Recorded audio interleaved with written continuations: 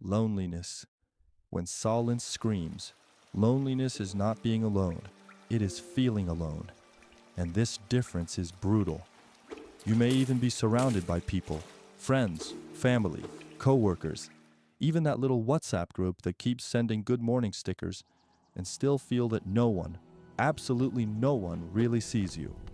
Loneliness is that invisible hole that doesn't appear in a smiling selfie, but it eats away inside, as if it had a megaphone screaming inside your head. You're alone in all this shit. And you know why does this bother you so much? Because the human being was programmed to live in groups.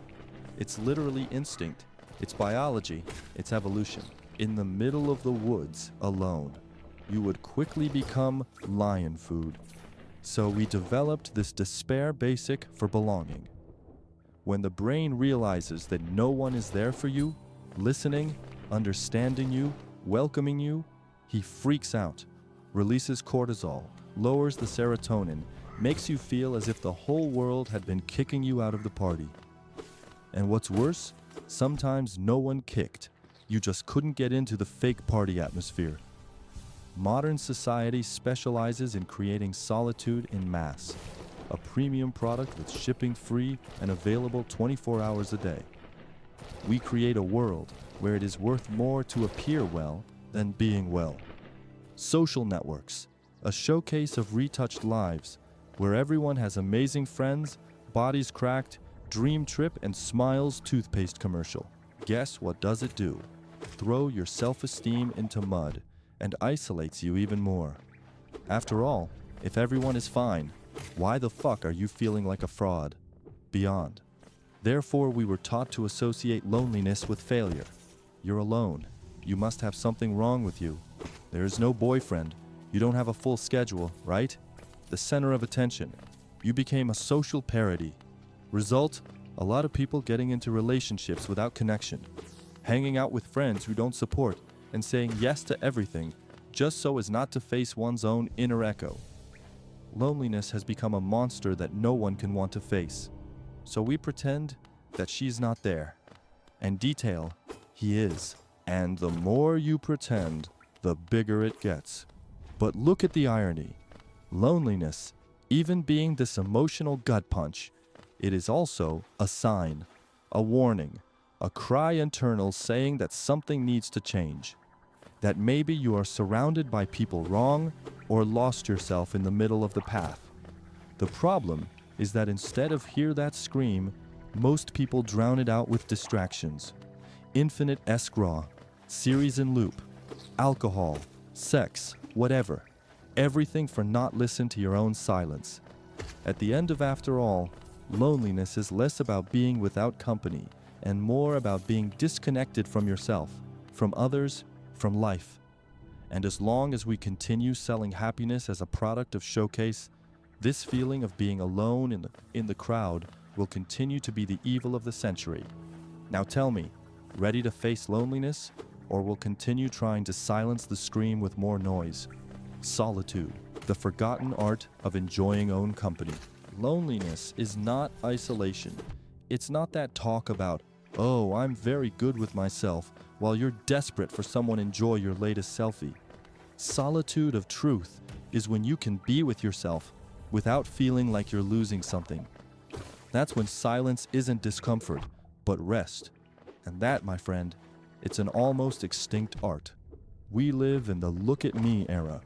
Likes, comments, followers, engagement. The people are more concerned about seem happy than in, I don't know, really being. Solitude goes against the grain of it all. She doesn't have a stage. No needs an audience. It's that moment when that you are alone, without anyone, sending notification. Instead of freaking out, you breathe and feel that everything is okay. Why aren't you trying to fill a hole? Are you comfortable in space which it occupies? But calm down. Don't confuse this like becoming a hermit. It's not about running away, people. It's about not depending on them to feel whole. Solitude is taking a coffee with just you and not stare the cell phone as if it were a life buoy emotional life. It's going out for a walk without having to post that it came out. It's watching a movie, laugh out loud, and not feel lack of someone on your side just to validate the moment. The problem is that we were trained to escape solitude, as a vampire avoids sunlight. Since little we learn that being alone is punishment, it is exclusion, it is failure. Who's sitting alone at recess is the weird one. Those who don't have plans on Saturday are the ones rejected. Adult life only updates the software. Now you need a full schedule, a busy feed, and a social circle crowded to seem like it's okay. If by chance you don't have it, then despair comes. What's wrong with me? Nothing. Maybe for the first time, you're just listening to your own voice. The truth is that solitude is one of the few places where we meet truth, without mask, without pose, without filter. And that's where freedom lives. Because when you learn to enjoy yourself without needing an audience, no one else has the power to make you feel empty. You do not depend on the approval of others to validate yourself. You don't need likes to feel seen. You are enough, and that is a superpower. Solitude, it's not an end, it's a base. It's from there that you set out to connect with others, not to hide from them. Who dominates solitude lives with more presence, more clarity, and less neediness. Not because he became Buddha, but because he stopped running away from himself. So next time, once you are alone, hold the impulse to run to your cell phone. Stay, listen, enjoy the silence. Who knows? You might discover that your own company is not as unbearable as you are made to believe. Why do we confuse the two things? The biggest bullshit isn't the loneliness nor solitude. It's confusion mental that we do between one and another. Is to think that being alone automatically means being in shit. If you're on a Saturday night without plans, the universe decided that its existence is irrelevant. Detail, like promised, being alone is not the same you feel alone, but we'll explain this for a brain that has been trained to avoid any breach of silence, such as if it was a sign of failure.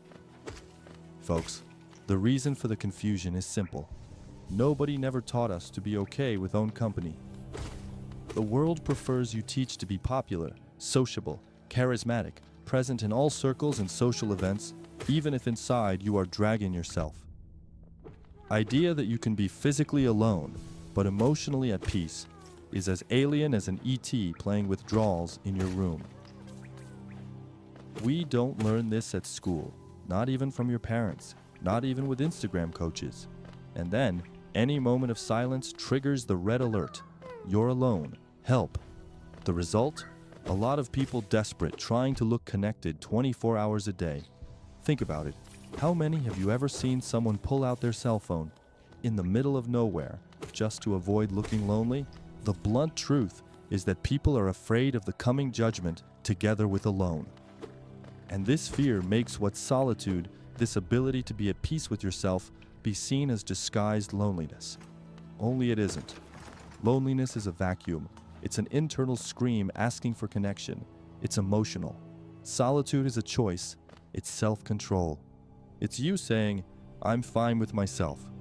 No, I need distraction now. Just how everything that involves emotional maturity is easier to run away than face it.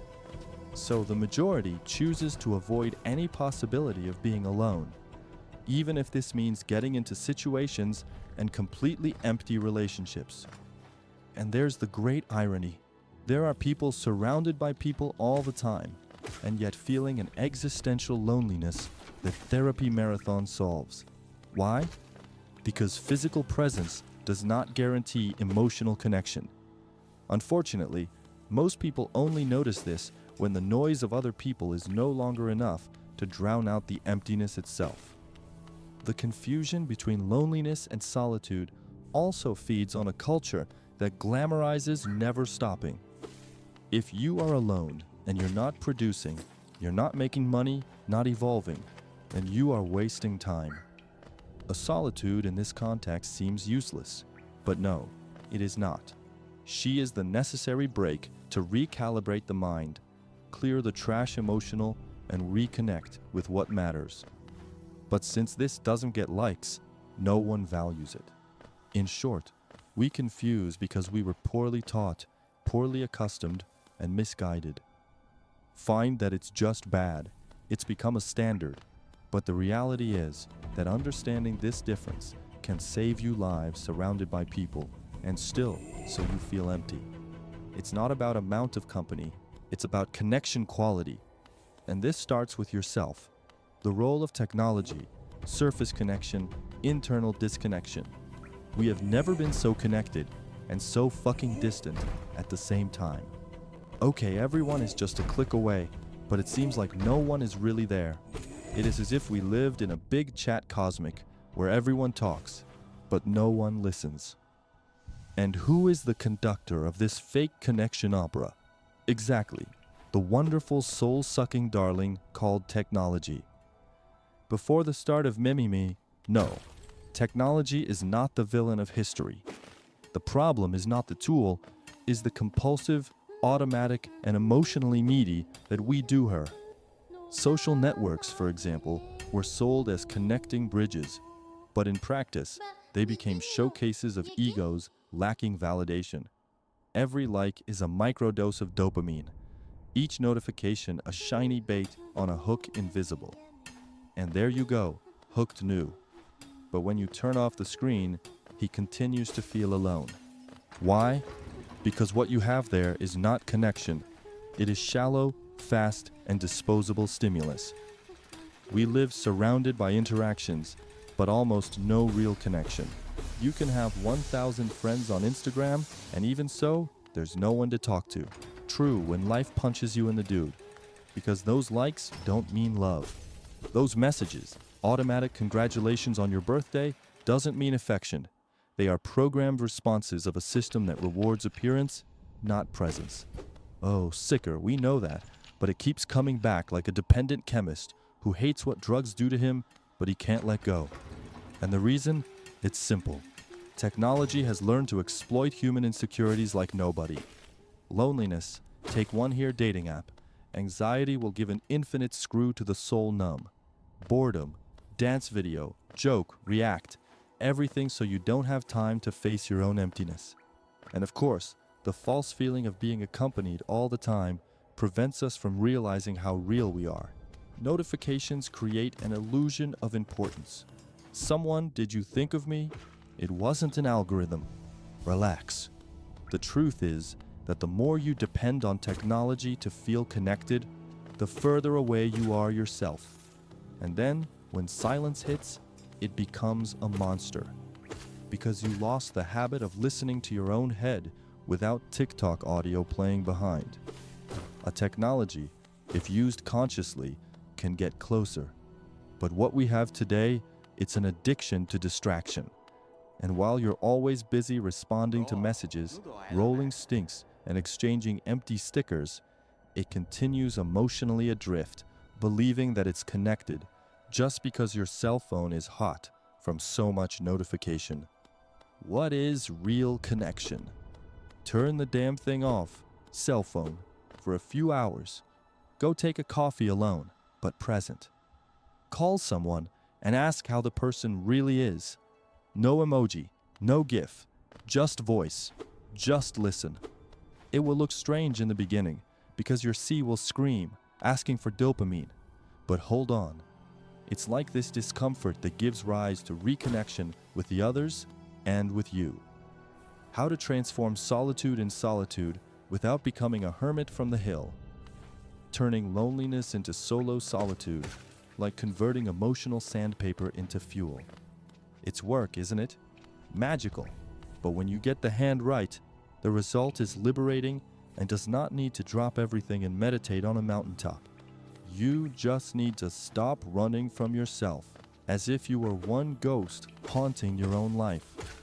First step, face the discomfort. It is, that's right. Sit with it. Literally. Turn off the TV, close TikTok, launch your cell phone in airplane mode, and allow some minutes of emptiness. It will look like a whole emotional black hole wanting to swallow you. But relax. This hole is just a space that you never had the courage to occupy. Most people fill the silence with noise because you are afraid of what might happen if you listen to be silent. But if you can't take it, stay with yourself because you hope anyone else wants. Second, stop romanticizing bad company. That's true for friendship, dating, group chats, or whatever. One of the biggest mistakes anyone makes is being in solitude and accepting any presence just so as not to face absence. Result: superficial relationships, exhausting, and ironically, even more lonely. Learn to clean the circle, even if it means staying with fewer people around. Better little good presence than too much human noise disguised as affection. Third, create rituals with yourself. Yes, you, person who will spend the most time with you until the end of life. Could be drinking coffee, listening to a song you like, walking without a destination, cooking something just for you, writing shit in a notebook, I don't know. What matters is that you start to like your own presence without needing to justify this to no one. Loneliness is not isolation, it's intimacy with yourself. This is built with practice. Fourth, the internal dialogue. You know that voice that keeps calling you shit every time you are wrong? Start paying attention to how you treat yourself mentally. If your head's a toxic environment, of course you don't want to be alone. Learn to be more honest, kinder, and less of a jerk to yourself. This is not cheap self-help. It's survival, emotional. Fifth, be selective with the noise that consumes. Loneliness is not an invitation to boredom, but rather quality. So choose what will go into your time and in your mind. It's not for living without stimuli, so as not to become a hostage of them. Swap infinite scrolling for one reading that challenges you, a film that makes you think, a conversation that goes beyond the "so, is everything okay?" Feed your head with something more nutritious than memes repeated. Finally, don't try to get there. There is no state of nirvana where you will never feel alone again. A life will fluctuate. There will be a day when solitude will seem like a gift, and a day which will feel like a prison. The trick is knowing how to recognize both and follow through like that. Learning to be okay with silence is like learning a new language. It's weird at first, but then it opens doors you didn't even know existed. And no, you won't turn a hermit on the hill just because you stopped running from yourself. On the contrary, it will return you to the world with less need, more clarity, and best of all, with the incredible ability to choose connections that are really worth it, instead of accepting any rubbish just to not be alone. Solitude as superpower in the noisy world, in the world that don't shut up even when you are trying to sleep. Knowing how to be okay alone, it's like becoming an emotional ninja. While everyone is trying to get along, anesthetized with likes, noise, people, rush, and another useless meeting at Zoom. Who learns to cultivate solitude, he practically becomes an outlaw. No better sense, a misfit emotionally balanced on a planet of freaked out people. Solitude is resistance, and more than that, it is shielding against anxiety, against addiction emotional, against that burnal of sneaky guy who shows up when you can separate who you are more than expect from you. When you learn to be at peace with yourself, you switch off survival mode and start living really in control and not in the pilot automatic. Let's go in parts. Anxiety, the bogeyman of the century. Anxiety modernity is not just a concern, an overdose of stimuli, a feeling of that there's always something going on and you're losing everything. It's the famous FOMO, fear of missing something, which basically says, if you are not online socializing, responding, producing, you're falling behind. And then the solitude comes in as an antidote, because she reminds you that not everything has to be now, that there is a space where you can breathe, think, and be running behind nothing. Solitude is presence without pressure. Dependence emotional. Another social poison. Most people don't want one relationship, want a crutch emotional. Someone who fills the void, that distracts, that validates. The solitude breaks this cycle. She teaches you to fill yourself, discover what you like without anyone giving a guess. deal with your ups and downs without needing someone to hold your hand all the time. Not because you became one emotional island, but because he learned to be whole before wanting to divide anything with anyone. Burnout. Oh, collapse of those who never stop. The person who wake up with your cell phone in your face, sleep with the email opened, lives as a goal, delivery, post, deadline. Solitude. In this case, breaking is necessary before abyss. It's when you look in the mirror and asks, who am I doing everything for? This. And if the answer is, I don't know, okay, when it's time to slow down. The solitude helps clean dust, recalibrate priorities, and remember that you are human, not a Google Calendar extension. No. Ultimately, solitude is not about isolating yourself. It is about protecting yourself. It's the mental shield that stopped the world from swallowing you alive. It is where you rebuild your sanity, your energy, its clarity. And best of all, it's a place that only you have the key to. While the world screams, runs, shit, cancels, and performa, whoever masters solitude walks in another rhythm. And that's not escape. Its strategy is power. Because who knows being okay alone, never accepts it again, lose just to fit in nowhere.